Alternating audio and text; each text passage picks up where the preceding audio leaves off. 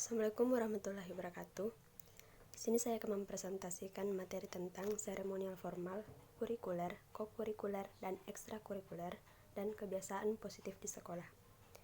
Jadi, nama saya adalah Asniar, NIM 1712040022 dari kelas pendidikan Fisika B. Nah, untuk materi pertama yaitu kegiatan-kegiatan seremonial formal di sekolah.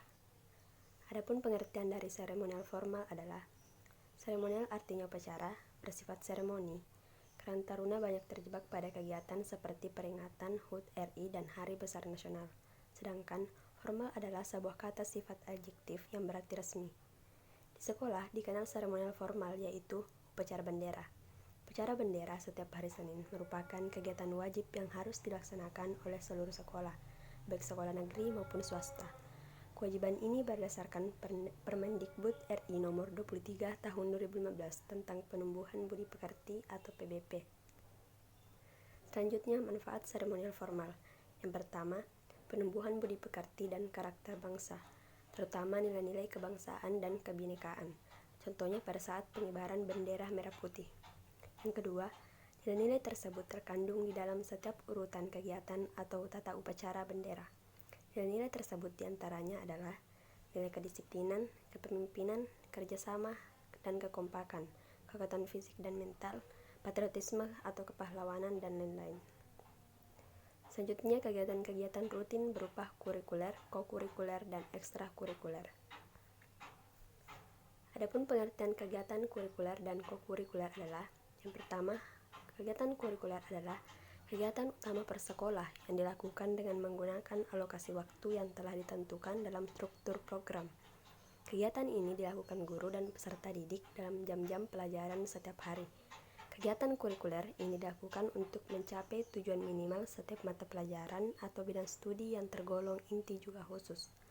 Sedangkan kegiatan kokurikuler adalah kegiatan di luar jam pelajaran intrakurikuler. Kegiatan kokurikuler merupakan kegiatan yang dilaksanakan di luar jadwal pelajaran sekolah yang bertujuan untuk menunjang kegiatan intrakurikuler agar siswa lebih menghayati pelajaran yang telah diberikan.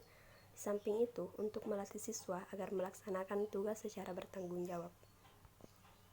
Sedangkan pengertian kegiatan ekstrakurikuler. Yang pertama, menurut KBBI, menjelaskan bahwa ekstrakurikuler adalah kegiatan yang berada di luar program yang tertulis di kurikulum, seperti pelatihan kepemimpinan dan pembinaan siswa. Yang kedua, sesuai dengan Permendikbud nomor 62 tahun 2014 dijelaskan bahwa kegiatan ekstrakurikuler adalah kegiatan kurikuler yang dilakukan oleh peserta didik di luar jam belajar, kegiatan intrakurikuler, dan kegiatan kokurikuler di bawah bimbingan dan pengawasan satuan pendidikan. Yang ketiga, menurut Suharsi Miaka dalam Suryo Subroto, kegiatan ekstrakurikuler adalah kegiatan tambahan di luar struktur program yang pada umumnya merupakan kegiatan pilihan. Kemudian dapat disimpulkan bahwa kegiatan ekstrakurikuler adalah kegiatan yang dilakukan di luar jam belajar guna untuk mengembangkan potensi, bakat, minat, kemampuan, kepribadian, kerjasama, dan kemandirian peserta didik secara optimal untuk mendukung tercapainya tujuan pendidikan. Selanjutnya, tujuan kegiatan ekstrakurikuler.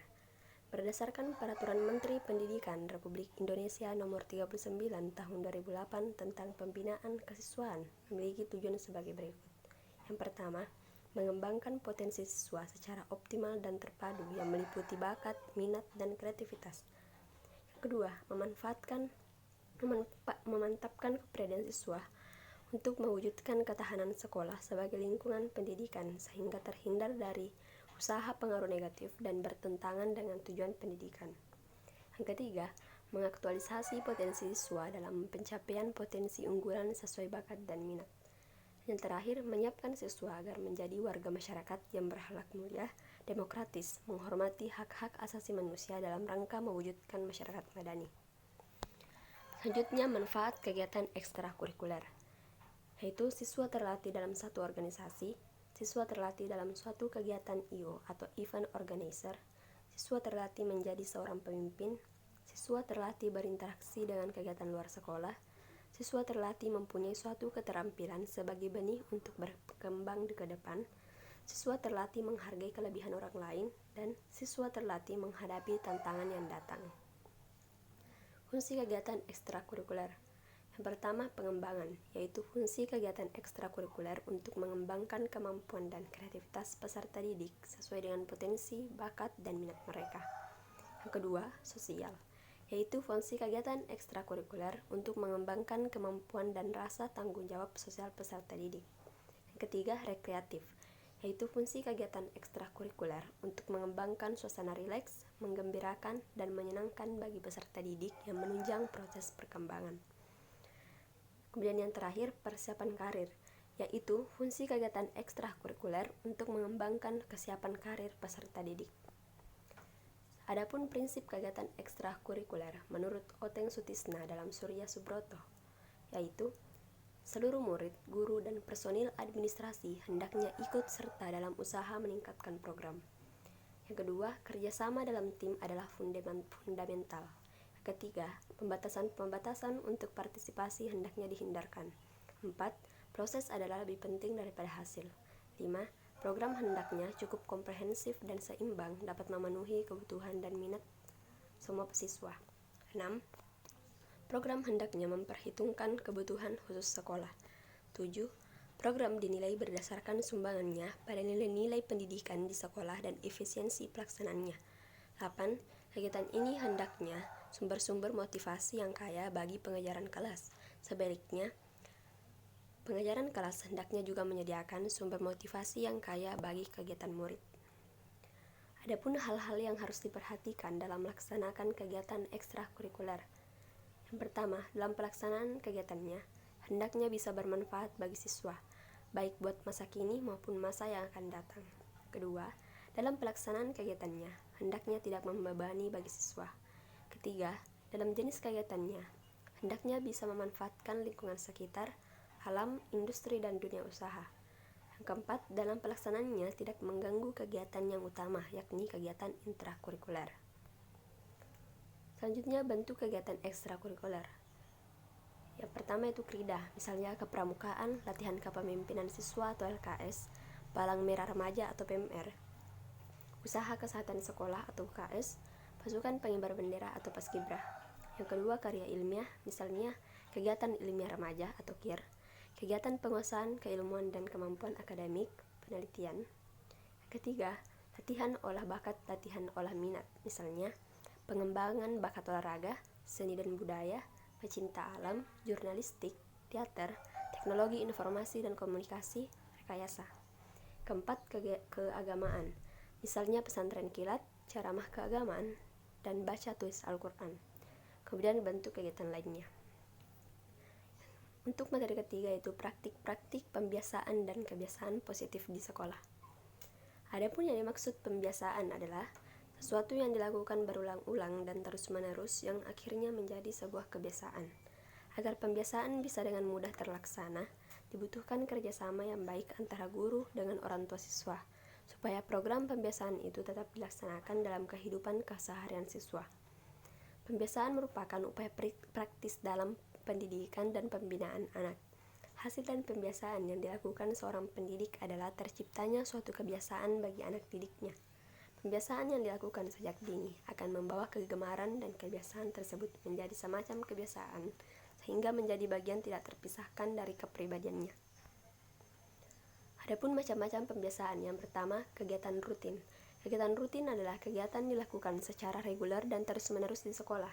Tujuannya untuk membiasakan siswa melakukan sesuatu dengan baik. Kegiatan pembiasaan yang termasuk kegiatan rutin adalah: pertama, berdoa sebelum memulai kegiatan. Kegiatan ini bertujuan untuk membiasakan peserta didik berdoa sebelum memulai segala aktivitas. Kedua, membaca Asmaul Husna. Kegiatan ini bertujuan untuk membiasakan peserta didik untuk berzikir, mengingat nama-nama Allah. Ketiga, sholat duha bersama-sama, infak siswa, piket kebersihan kelas, berdoa di akhir pelajaran, dan sholat duhur bersama-sama. Yang keempat, hormat bendera merah putih. Kegiatan ini bertujuan untuk menanamkan jiwa nasionalisme dan bangga sebagai bangsa pada peserta didik. Yang kedua yaitu kegiatan spontan. Kegiatan spontan adalah kegiatan yang dapat dilakukan tanpa dibatasi oleh waktu, tempat, dan ruang. Hal ini bertujuan memberikan pendidikan secara spontan, terutama dalam membiasakan bersikap sopan santun dan sikap terpuji lainnya.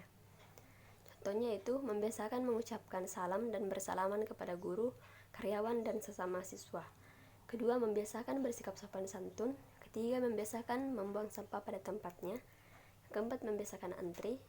Kelima, membiasakan menghargai pendapat orang lain. Keenam, membiasakan minta izin untuk keluar kelas atau ruangan.